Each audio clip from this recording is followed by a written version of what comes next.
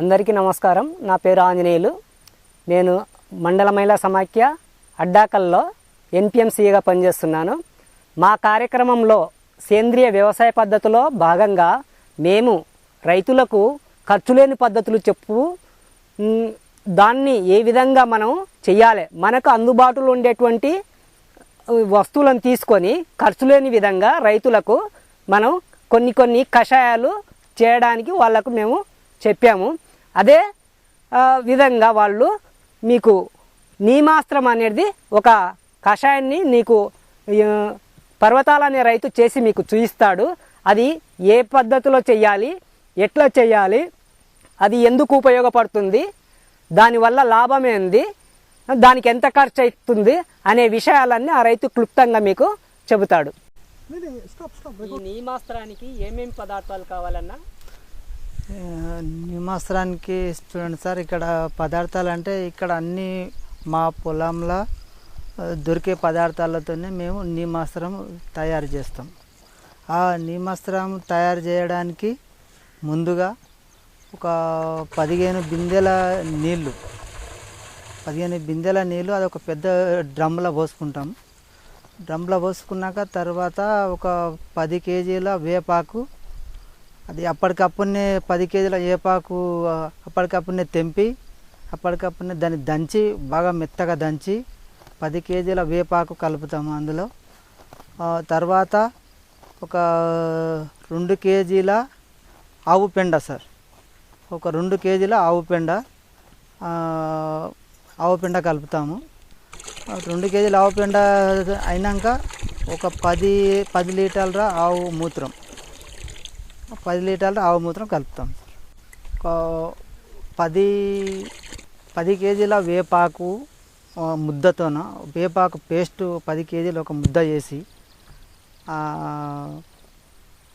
15 బిందెల మంచినీళ్ళు అది ఒక పెద్ద డ్రమ్ములో పోసుకొని ముందుగా ఆ వేపాకు పేస్ట్ అందులో కలుపుకొని తర్వాత 2 కేజీల ఆవు పేడ, 2 కేజీల ఆవు పేడ కూడా అందులో కలిపేసుకొని 10 లీటర్ల ఆవు మూత్రం అన్నీ అందులో 15 బిందెల నీళ్ళల్లో ఇవన్నీ 3 వస్తువులు అందులో కలిపి తర్వాత ఒక పెద్ద కట్టె తీసుకొని మొత్తం బాగా కలవడానికి, ఎందుకంటే అది పేస్ట్ మొత్తం చేయంగానే ఒకవేళ నీళ్ళలోకి పోయినా కలవలేదనుకున్నా కూడా అది ఒక పెద్ద కట్టె తీసుకొని ఆ కట్టెతోనే కలిపేస్తాం.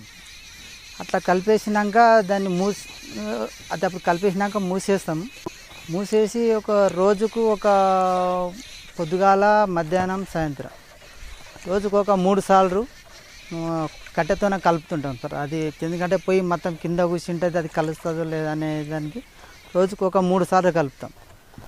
అట్లా 2 రోజుల తర్వాత దాన్ని ఒక జాలి అంటే ఒక బట్ట పెట్టి దాన్ని వడబోసి మేము చేనుకు అప్పుడు 2 రోజుల తర్వాత దాన్ని ఆ కషాయాన్ని మేము వడబోసి అప్పుడు చేనుకు మేము అది పిచికారీ చేసుకుంటాం. ఈ కషాయం తయారు చేసినాక ఒక 3 నెలల వరకు అట్లే నిల్వ ఉంచుకోవచ్చు సార్. దీన్ని 3 నెలల వరకు నిల్వ ఉంచుకోవచ్చు, కానీ అందులో మళ్ళీ తర్వాత నీళ్ళు అంటూ కలిపేది ఉండదు.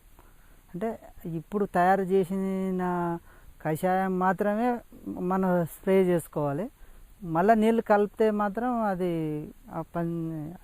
కలపకూడదు. ఇంకా అది అంటే ఇంకా మన చేను పైన వచ్చే అన్ని పురుగుల గుడ్ల, అది ఏ పురుగు అన్నా ఉండొచ్చు, అది పెట్టే గుడ్డు మాత్రం నాశనం అవుతుంది ఈ కషాయం వల్ల. కొంతవరకు చేనుకు వచ్చే తెగులు కూడా నయమవుతుంది. ఈ కషాయము ఇంత ఈ 15 బిందెలకు సరిపడే అంత వస్తువులు తెచ్చి కషాయం తయారు చేయడానికే ఇవన్నీ మా పొలంలో దొరుకుతాయి. మాకు అది ఆవులు ఉన్నాయి, ఆవు పేడ, ఆవు మూత్రం, ఈ వేప చెట్లు అంటే మా పొలంలో ఉన్న వేప చెట్లే. ఇంకా నీళ్ళు అంటే ఇక్కడ ఇంకా మా బావి దగ్గర ఉన్న బోరు నీళ్ళే. మాకు ఈ కషాయం తయారు చేయడానికి ₹1 అంటూ మాకు ఖర్చు ఉండదు. చూడు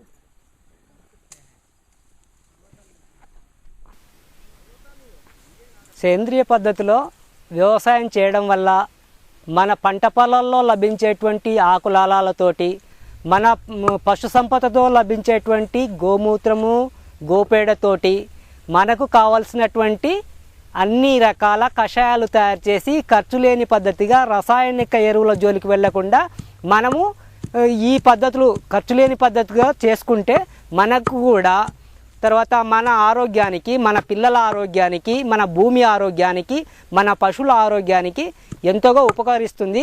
కాబట్టి ఈ యొక్క చిన్న ప్రయత్నాన్ని ప్రతి ఒక్క పేద నిరుపేద రైతులు చేసి వాళ్ళ జీవితాలు బాగుపరచుకోవాలని నా చిన్న ఆశ.